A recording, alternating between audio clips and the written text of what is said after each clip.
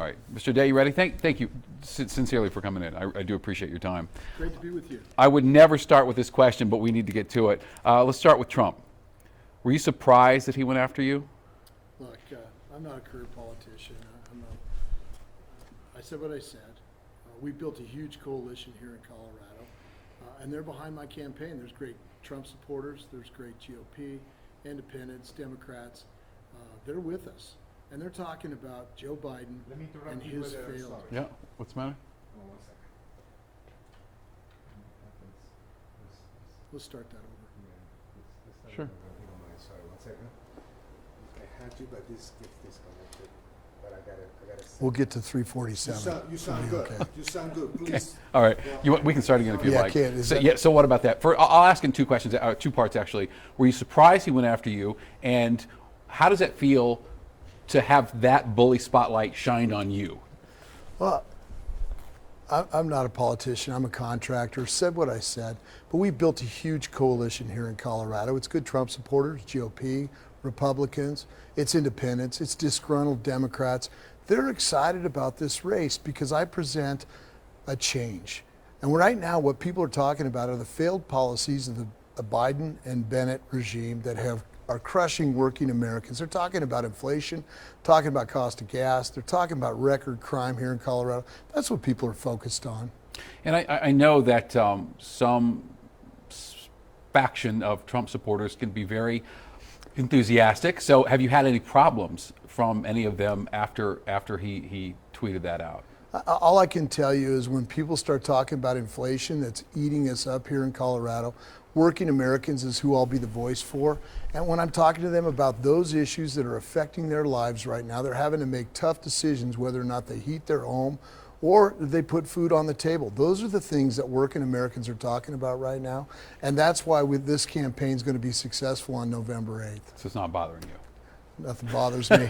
I got my head down. I'm a contractor. I'm not a politician. We're focused on getting across the finish line here in November. All right, so it doesn't matter why. If you just could somehow, so just go with me here. If you just could, what are three things you would change in or about the federal government? Either policies, size, laws to enact or get rid of, that you could just go, yeah, I'm here. These are the three things I want changed. Well, first off, we've got to cut back on the bureaucracies. They've been growing at an exponential rate for years. Second thing we've got to end is this war on American energy. We've got to get our energy policy back in line if we want to get ahead of inflation. And the third thing we need to do is we need to start working together on good policies that are good for Colorado. I'm going to reach across the aisle. Partisanship has got to stop. We need to start focusing on what's good for Colorado, and that's what I'll do as your next U.S. Senator. Very good. You support abortion rights up to 20 weeks with exceptions for rape and incest in the life of a mother. Do you regret signing the petition for Prop 115? I've always been against late-term abortion. Michael Bennett, however, he actually embraces late-term abortion up to including the moment of birth. I think that's reckless. He wants to use taxpayer dollars to pay for that. You have said that you do support U.S. security assistance for Ukraine, but that shouldn't be a blank check. So what is the limit, either in monetary terms, in timeline, or in goals achieved or not met? What does that look like to you? Well, look, this has been caused by a reckless foreign policy that Biden is in charge of. This abandonment of Afghanistan showed the weakness that we have. That's why Russia invaded. I believe we need responsible funding. I believe that we need some oversight on that money that we send there. But I also believe Ukraine should have the right to determine their own freedom, and I'll stand behind that. So no monetary limit. We're at $17.5 billion. You're like, is $20 billion too much? Is $50 billion too much? Well, I think what we need to do is make sure that we back the Ukrainian people. We stand behind them. They're fighting for their freedom over there. We need to provide them what they need so they can secure themselves. But we also need to be responsible and make sure there's no graft or deceit or any money leaving and going to a different country. I think Rand Paul was spot on when we said, let's put some oversight on this bill. All right. So my first question was, when I first read about you many months ago, why run for office? Why start with Senate? But most importantly, it looks like, well, in intents and purposes, you have a lovely family and a great business. Why voluntarily get into national politics now? It is ugly out there right now. Yeah, America's worth fighting for. I got into this race because I love this country. My wife and I have been blessed. We've lived the American dream here in Colorado. Grew a company from nothing to 300 people that are on our team. We love our employees. I want that same American dream for my kids and my grandkids. And America's not heading the right direction. We need good leaders that can step in and make sure we get this ship on the right course.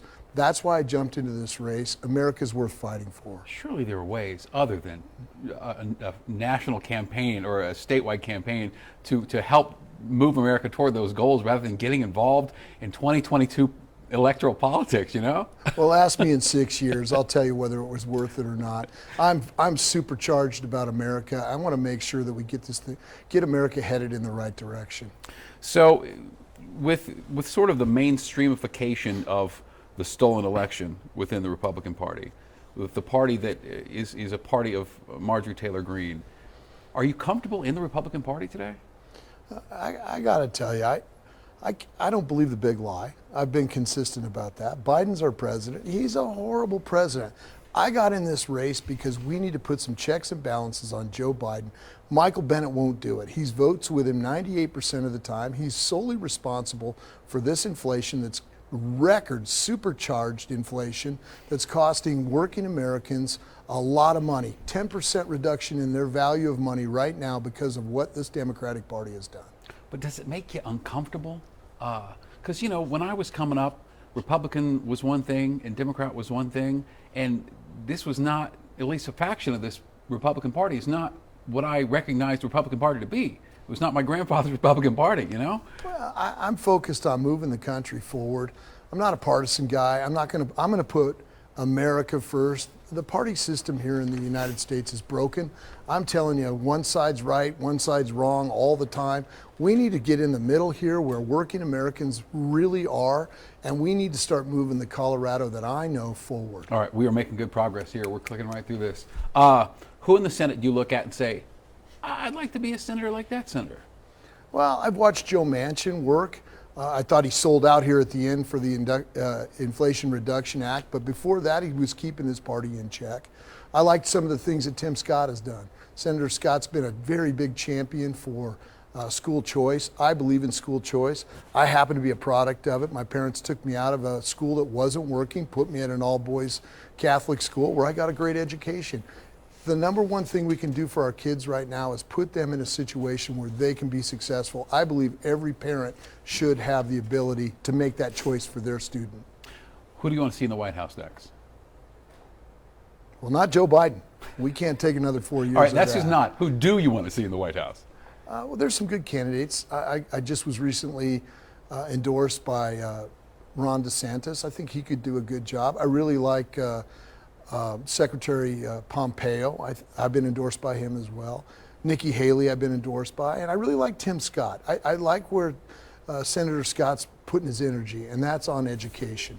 Very good. Two more things, and you can get out of here. Does Trump bear any responsibility for January 6th? Well, I've been vocal about that. I think January 6th was a black eye on the country.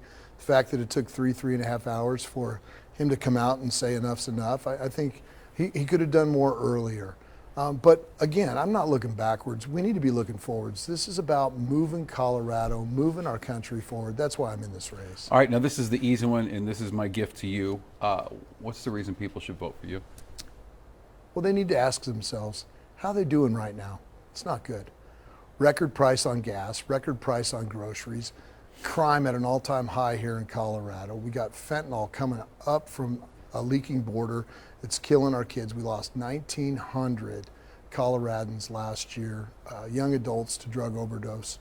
Nothing is going well. It's time for change, and that's what I represent. I represent a voice for working Americans. I'm going to bring change. I'm going to work across party aisle to make sure that we have good policies that move the country forward. Mr. O'Day, thanks for your time. It was a real pleasure talking to you today. Thanks for letting me be here today. You bet. Appreciate it. All right.